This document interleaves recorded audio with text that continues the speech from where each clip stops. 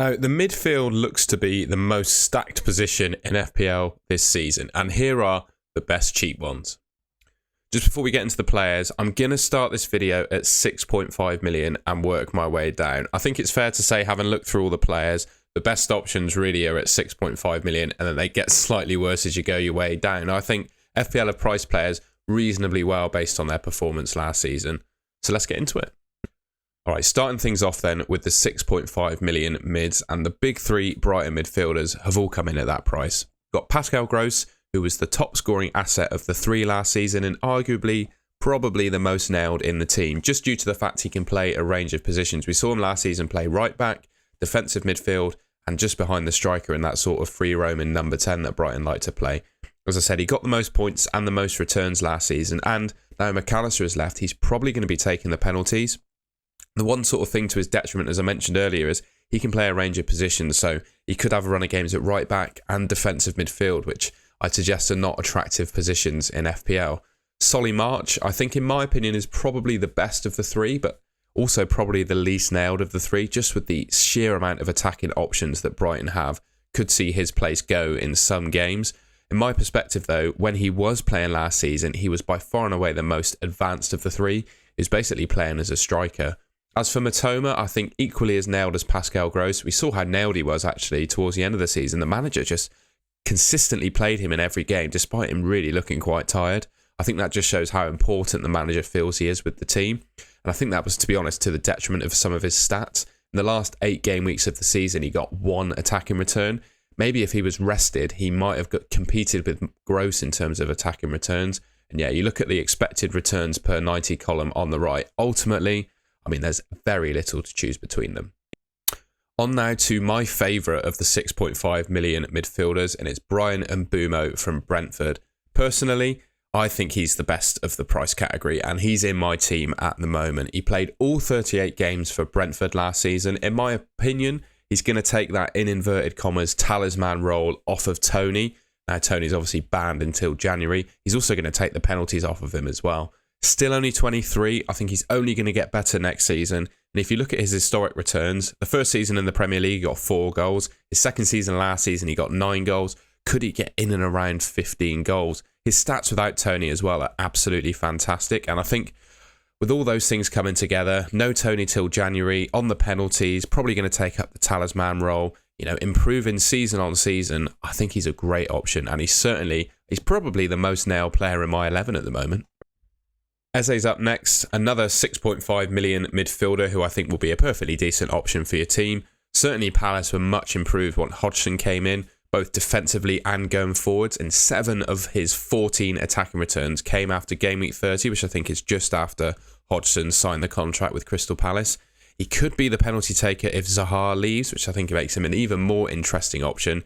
He's absolutely nailed in that Palace 11, played in all 38 games of last season. Just looking at the underlying numbers, he slightly outperformed his expected goals.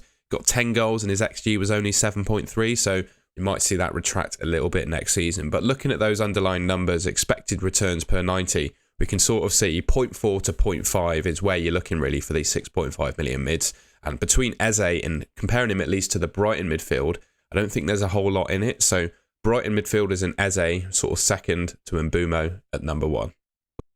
All right, now we get into the 6 million mids, and there's one obvious omission from this video. I'm going to quickly talk about him now. It's Alexis McAllister. Now, had he been playing for Brighton still this season and been priced at 6 million, I think he would have been a great option. But in that Liverpool midfield, I'm just questioning how advanced he's going to play, how much of the share of the goals he's going to get, and he's not going to be taking the penalties or the free kicks. And last season, 7 of his 10 goals, I believe, came from either free kicks or penalties. So for that reason, I'm not going to consider him for this video. The first player that I am going to consider is Morgan Gibbs-White, and personally, he is my pick of the 6 million midfielders. Unfortunately for him, he's got Man United and Arsenal in his first 3 fixtures, which for me, it's just too difficult, I think, to justify starting with him. He had a really decent season last year. I expect him, because he's a young player, obviously, to improve and kick on this season. I also expect Forest to be a bit more attacking. Now they've settled themselves in the Premier League, confirmed their safety last season, I'm hoping they at least start the season trying to attack some games and score some goals. One thing about Gibbs-White, he's absolutely nailed in that starting lineup, played 37 of the 38 games last season. And yeah, the underlying numbers are pretty good. And I think if he kicks on next season, I think he could be a really good option.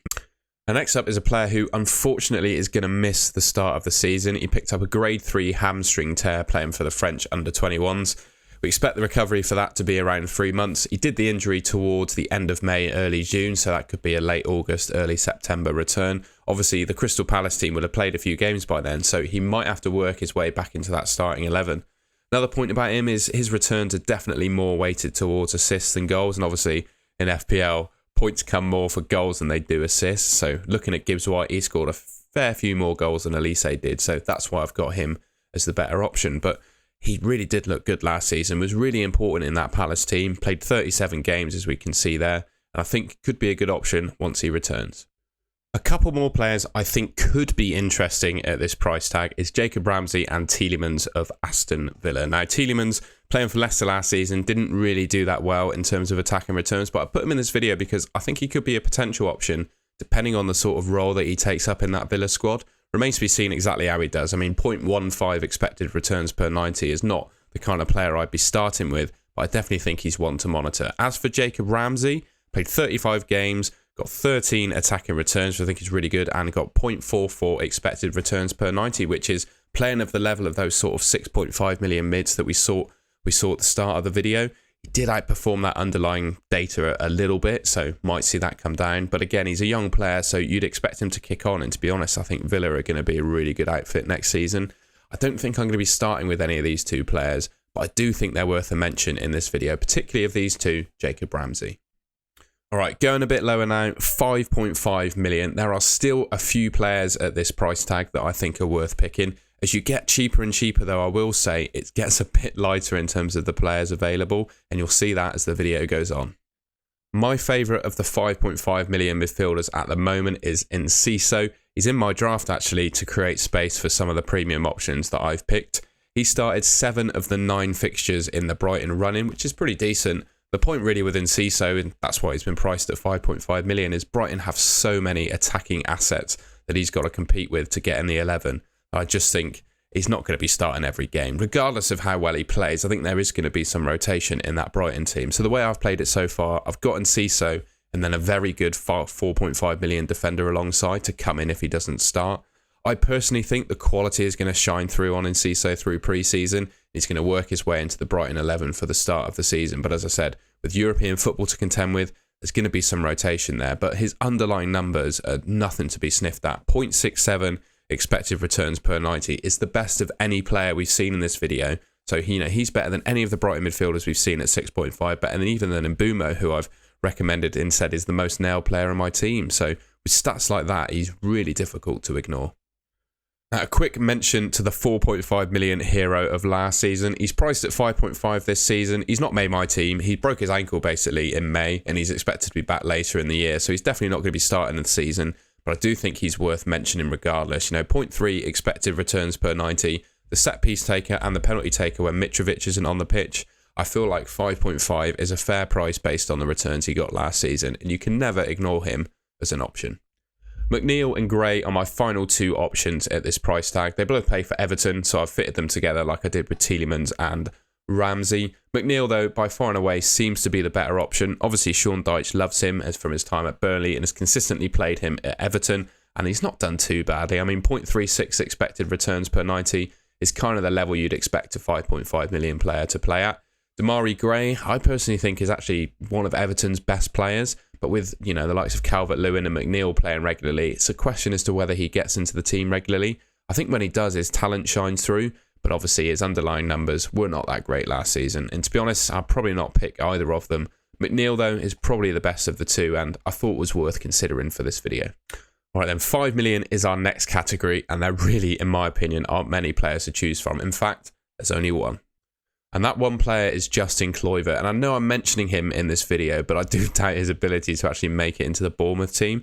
His stats, he's played in Italy, he's played in Spain, he's played in Germany, and he's in and around 0.3 expected returns per 90 in those leagues. And we all know there's a bit of a Premier League tax. Those returns are going to drop a little bit when he joins the Premier League. So I just don't think he's going to be that good of an option. And also, it's a question as to whether he gets in the Bournemouth team as well. They've made a lot of hype around his signing. I've seen it posted at a lot of places, so based on the hype that's been around him, I've got to think he's going to at least start in pre-season. We'll see how well he performs as to whether he starts in the Premier League, but you've got to think the Bournemouth manager is going to consider him a starting option. For me, he's a wait and see at that price tag. The way I'm lining up my team is a 3-5-2, and at the moment I'm not spending any less than 5.5 million on a midfielder.